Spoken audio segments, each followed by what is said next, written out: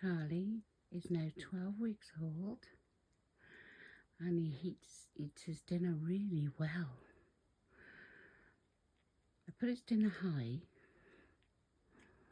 so that he's aware of his surroundings. But look at him go. He's getting quite good now. And I got his water next to him. He likes water. He likes to drink a nice bit of water. He's got a mixture of food and biscuits.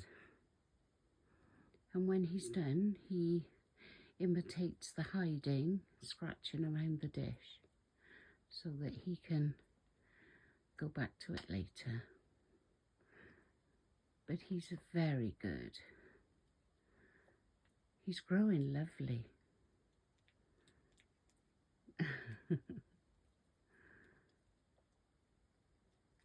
Well done, Charlie.